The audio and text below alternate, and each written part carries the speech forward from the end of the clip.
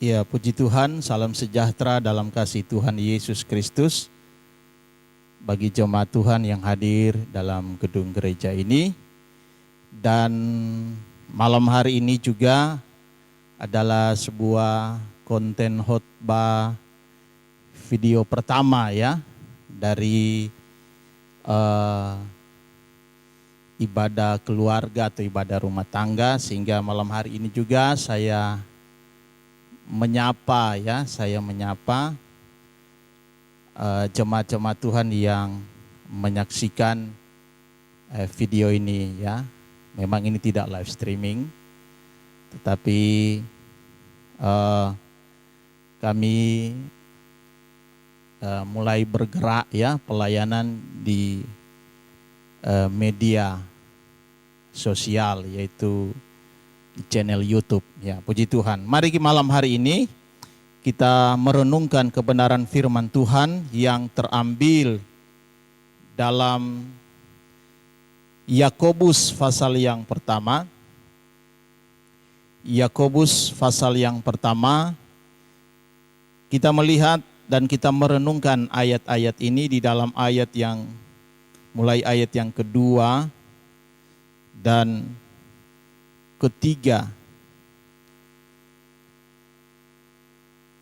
Demikian firman Tuhan.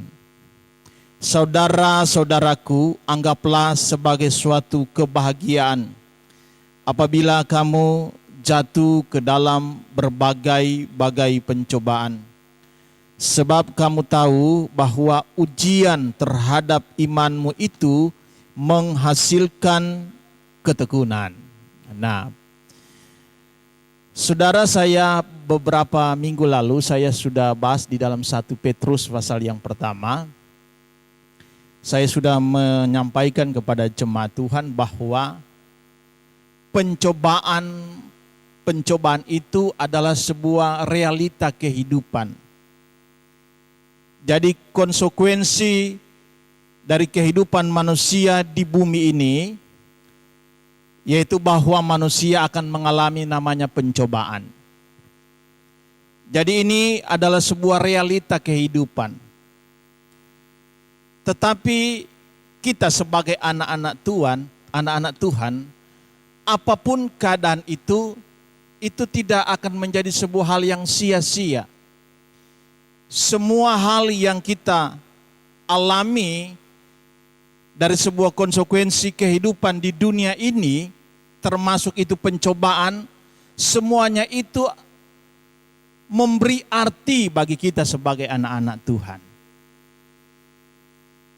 Nah, sehingga dalam ayat ini, Yakobus ingin menyatakan kepada kita bahwa melihat pencobaan itu jangan melihat dengan sudut pandang bahwa ini sebuah hal yang sial. Ini sebuah musibah. Sekalipun realita bahwa pencobaan itu menimbulkan sebuah keadaan batin yang tidak menyenangkan, menimbulkan kegalauan, menimbulkan mungkin kecemasan, menimbulkan ketakutan. Itu realita. Tetapi mari Yakobus ingin mengajarkan kita bahwa melihat pencobaan itu lihatlah itu dari sudut pandang di mana itu adalah sebuah sarana Tuhan yang akan dipakai untuk menguji iman kita, sehingga lihat pencobaan itu sebagai suatu kebahagiaan.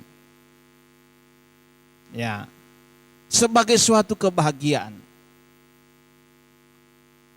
Karena pencobaan itu akan digunakan Tuhan untuk menguji iman kita. Jadi pencobaan itu memberi makna bagi kehidupan anak-anak Tuhan. Nah, oleh sebab itu, ini tergantung bagaimana cara pandang kita melihat pencobaan itu.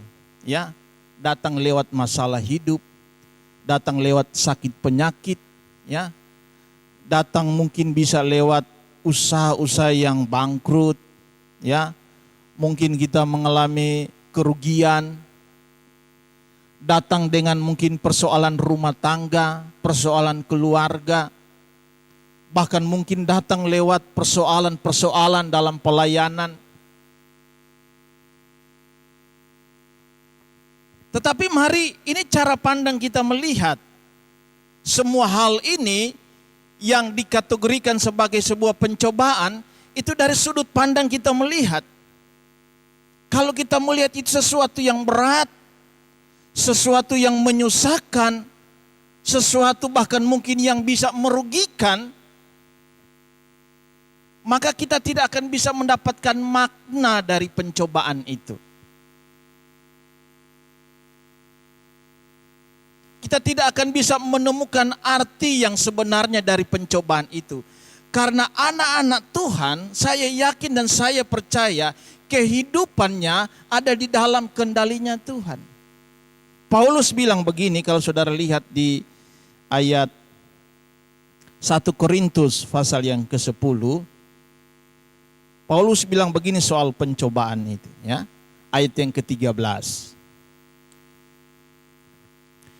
Pencobaan yang kamu alami ialah pencobaan biasa. Mungkin saudara berkata, masa bisa ini biasa? Ini luar biasa. Mana bisa saya kehilangan pekerjaan ini anggap biasa? Ini luar biasa. Mana bisa saya kehilangan usaha ini biasa? Ini luar biasa. Mana bisa saya alami penyakit kronis? Terus saya melihat ini hal yang biasa. Ini luar biasa. Apa makna Paulus menyatakan bahwa pencobaan yang kita alami ini adalah pencobaan biasa? Ini Paulus ingin menunjukkan bahwa biasanya di sini yaitu bahwa bukan berarti dari segi nilai, ya, dari pencobaan itu, tidak, ya. Ini menyatakan bahwa inilah konsekuensi kehidupan. Kalau kita mau berani hidup di dunia ini, berarti kita mau berani menerima segala konsekuensi kehidupan. Dan namanya pencobaan-pencobaan masalah hidup itu tidak hanya dialami oleh anak-anak Tuhan. Orang-orang lain pun di luar sana mengalami hal itu. Jadi ini umum. Sesuatu yang umum, sesuatu yang sifatnya general, ya. Pencobaan ini tetap akan dialami oleh manusia. Tidak pandang engkau sebagai anak Tuhan, engkau bukan anak Tuhan, engkau orang kaya, engkau orang miskin, engkau punya jabatan atau tidak. Itu semuanya dialami. Semuanya akan mengalami. Tetapi ada yang istimewa bagi anak-anak Tuhan. Ya, coba kita baca ayat ini selanjutnya. Yang istimewanya begini, yang pertama, bahwa pencobaan itu tidak melebihi kekuatan manusia. Pencobaan itu tidak akan melebihi kekuatan manusia karena Allah mengendalikan kehidupan manusia. Allah mengendalikan kehidupan orang percaya. Jadi Allah itu dia sortir, ya, pencobaan-pencobaan itu. Yang sebentar itu bagi Allah itu akan digunakan sebagai ujian.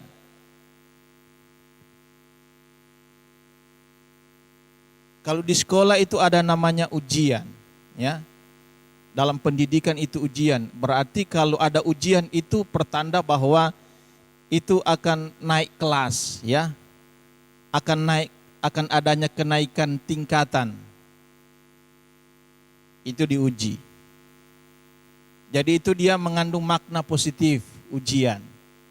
Bukan bertujuan menjatuhkan. Kalau iblis mencobai, tujuannya menjatuhkan. Kita lihat saja, ya, kehidupan Ayub. Allah mengizinkan iblis untuk mencobai Ayub. Nah, Iblis memiliki tujuan mencobai Ayub untuk menjatuhkan Ayub. Supaya dengan cobaan ini dia jatuh, dia sangkal Tuhan, ya. Dia tidak lagi percaya kepada Tuhan. Tetapi Allah tidak. Allah memiliki tujuan yang berbeda dari iblis. Allah mengizinkan Ayub dicobai oleh iblis untuk tujuan supaya dia naik tingkat. Menguji kekuatan imannya. Jadi dua hal yang berbeda. Nah, dari hal ini kita melihat, saudara, kita terus pembacaan ayat tadi dalam 1 Korintus 10. Bahwa yang pertama, bahwa pencobaan itu tidak akan melebihi kekuatan manusia. Kenapa, saudara? Sebab Allah setia, karena itu Ia tidak akan membiarkan kamu dicobai melampaui kekuatanmu. Nah, ini saya katakan tadi bahwa anak-anak Tuhan kehidupannya itu ada di dalam kontrol dan kendalinya Tuhan. Dia tidak akan meluaskan. Kalau memang ini pencobaan melebihi kekuatan kita, maka itu dia tidak izinkan terjadi.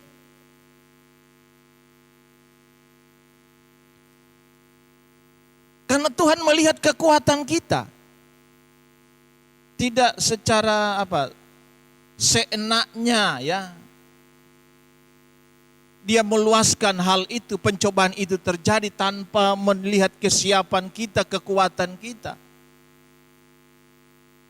Karena pencobaan ini Allah izinkan terjadi, Allah memiliki tujuan, bukan tanpa tujuan.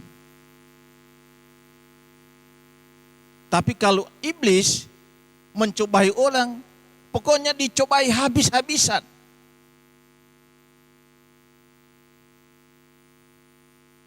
Supaya kita jatuh, tapi kalau Tuhan tidak. Nah, yang kedua, ini yang menarik, saudara. Pada waktu kamu dicobai, Ia akan memberikan kepadamu jalan keluar sehingga kamu dapat menanggungnya.